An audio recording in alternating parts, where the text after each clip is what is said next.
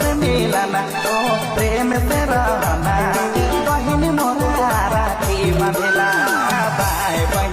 भाई बहिनी सबक से मिलना